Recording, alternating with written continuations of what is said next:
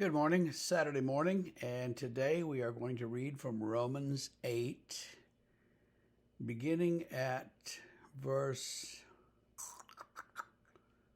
28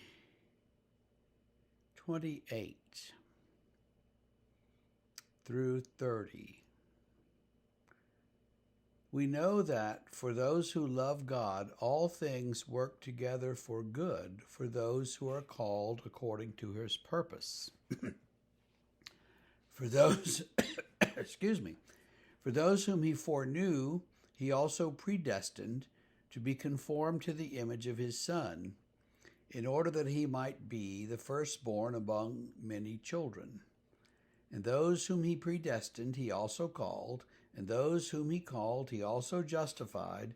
And those whom he justified, he also glorified.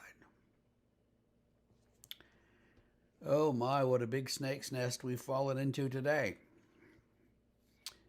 First of all, you often hear Romans 8:28 misquoted. People say, well, all things work together for good. That's not what it says. It says all things work together for good for those who love God and who are called according to his purposes. So there's a difference there. It's not simply that everything's going to work out, everything's going to be fine, and you can just be optimistic.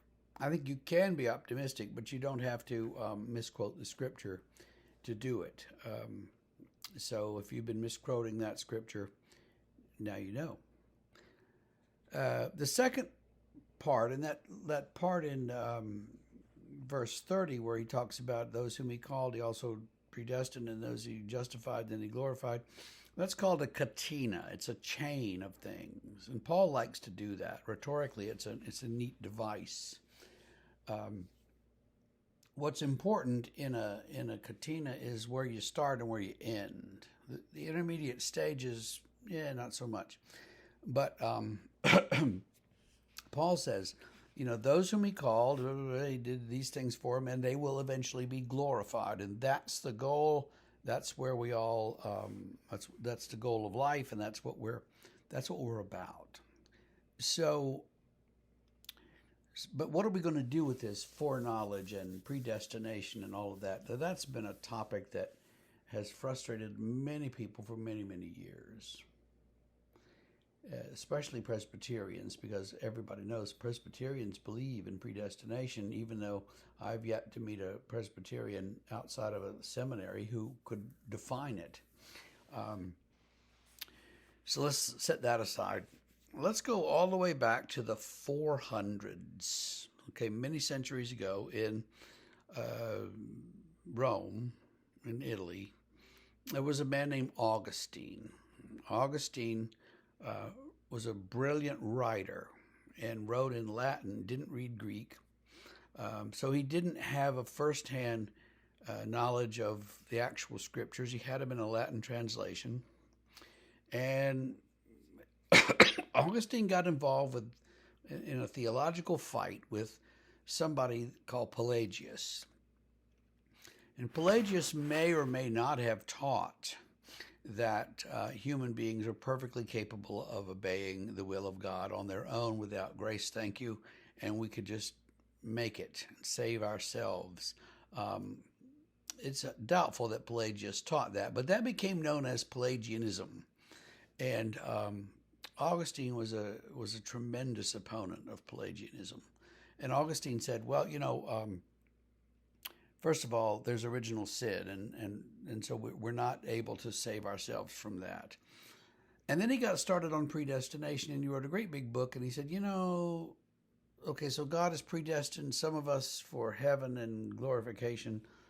Then logically, those who aren't predestined for glorification must be the reprobate who are condemned to hell. And logically, that makes sense, Augustine.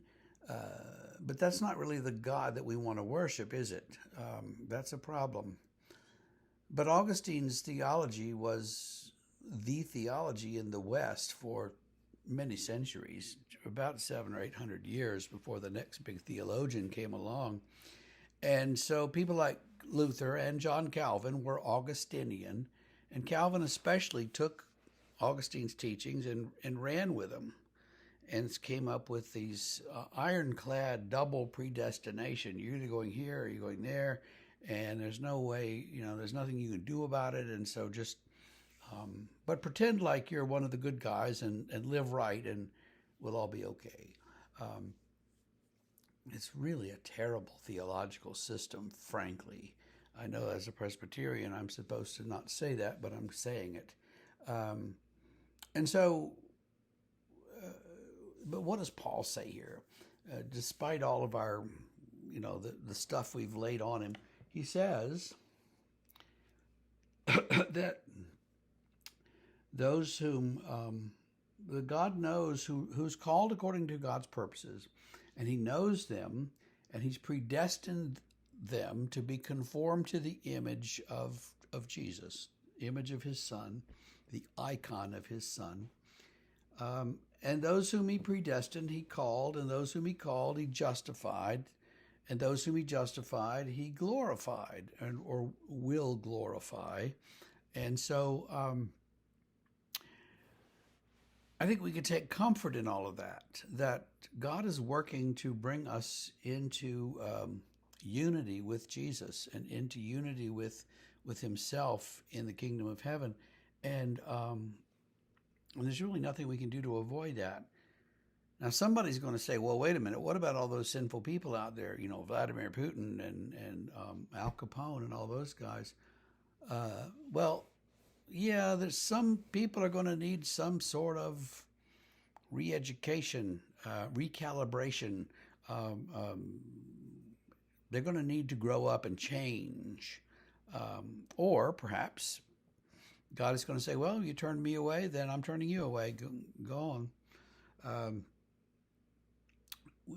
I'm not sure about those things, but so I don't know how all that's going to work. I just know that for us who seek to follow God, and who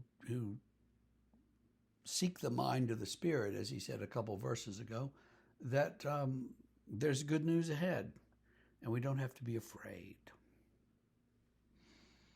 And tomorrow we'll get to that, or Monday we'll get to that singing last part of the chapter that I've been hinting at. So we will see you in worship tomorrow, and we'll see you Monday morning.